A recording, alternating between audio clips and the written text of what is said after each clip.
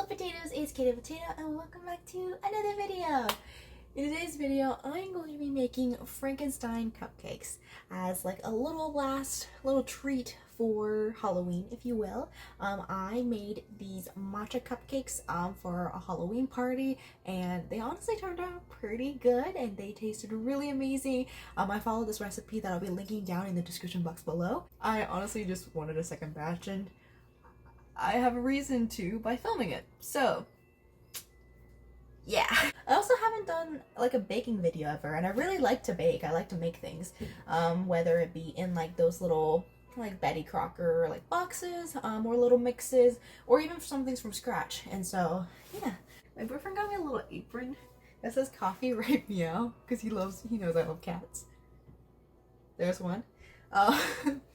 And yeah, let's get started. I know you can like pre-measure stuff, but I like to go rogue.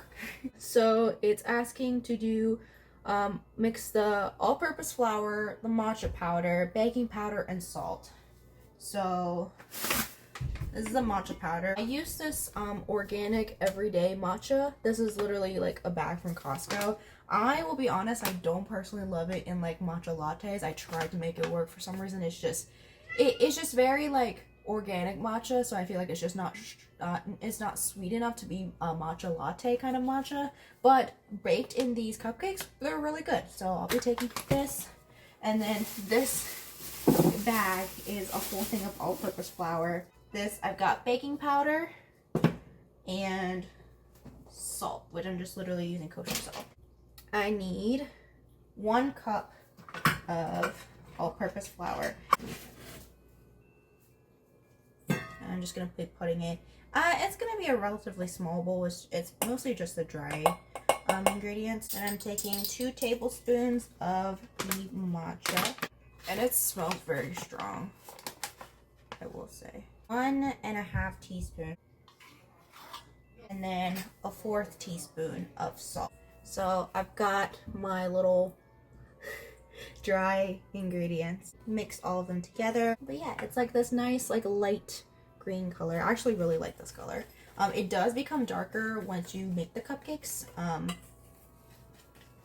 feel like it's just because once it gets wet, it definitely just darkens up a little bit.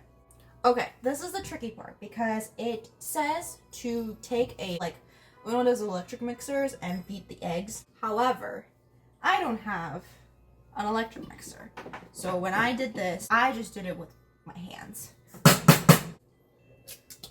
I personally don't feel like I'm like the fastest whisker, but it seemed like if you just whisk enough, and it turns into like that pale yellow color that it talks about. And also it doesn't like really like, I don't know. It didn't seem to affect it if you didn't have an electric mixer, which was what I was afraid of. But it seemed fine.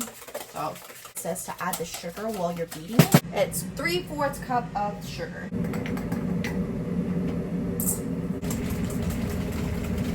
Okay, so now the next part is to essentially put the dry ingredients into the eggs and the sugar mixture. However, while that's going on, I do want to microwave the milk and the butter. So the butter, I need a 1/4 cup, which is equal to 4 tablespoons. I just kind of use whatever butter we have. I feel like we use butter enough, and we have like just half a stick remaining. So just use that. And then I will be using oat milk. I don't think this is like dairy-free butter, but we only have oat milk in the house because I am lactose intolerant. So I'll just be putting in some of my just standard oat milk. Well, let me stick that in the microwave. Okay, sorry about that. My phone fell into the butter.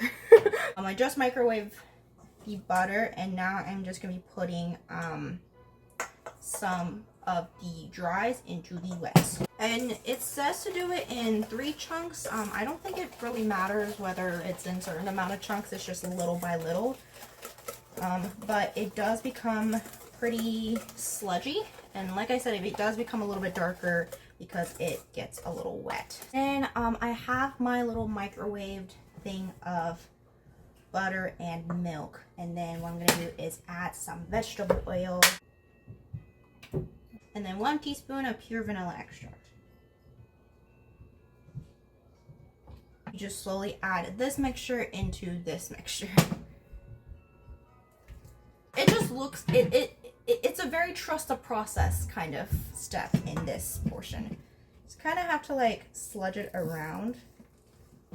And this is what happened during my last one too. I think it's something about like the dry ingredients with the eggs, but not quite with the milk and butter quite yet. Like it's just very like, it just doesn't look quite right. But then you kind of have to trust the process. And then at a certain point, once you kind of mix it enough, it kind of becomes like batter.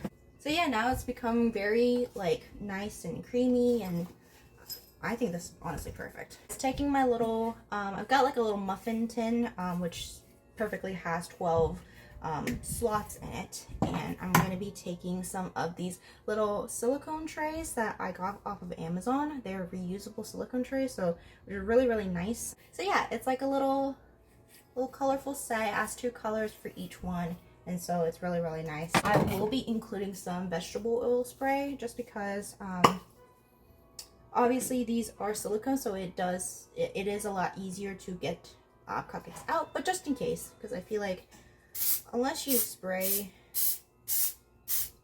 want to take that chance, I just would rather not.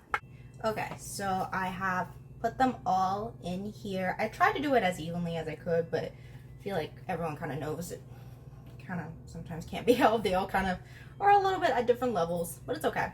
But I feel like that amount, it does definitely have enough for 12 cupcakes, so it is a good amount. Once the oven preheats, I'm gonna stick it in. It says to do it for about 15 minutes. I remember the last time I did it and it kind of was a little bit undercooked, so I'm gonna put it in for 18 to 20, and then just kind of go from there. And obviously use the toothpick method when that comes out, but I will see you guys in.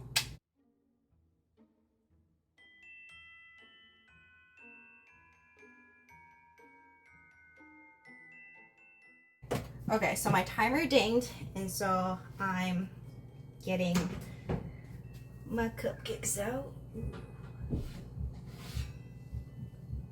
Ooh, okay.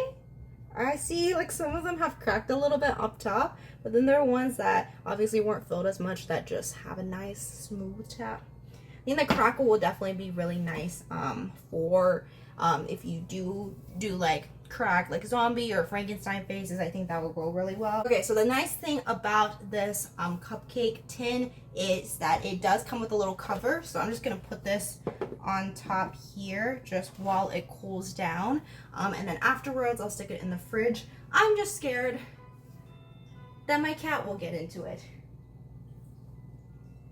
No, I'm not giving you any food.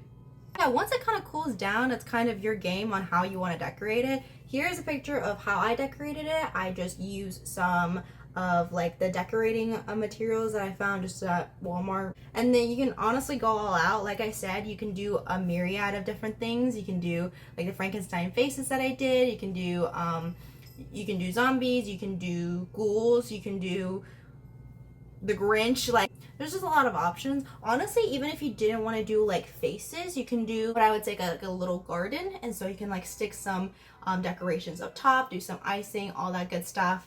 But honestly, because these are just like a rebake and I just wanted some matcha cupcakes to have, I'm just going to leave them the way it is. But just letting you guys know that you can have the creative freedom of decorating them however you would like. Thank you guys so much for watching this video. If you guys like this video, please make sure you give it a thumbs up and comment down below if you guys have baked any sweets for Halloween this year. I just personally really like to bake just in general, so obviously adding a little spooky element is always really nice. Subscribe down below for more interesting content like this, and hope you have a great day. Wishing you the best. As always, Cato, rolling it out.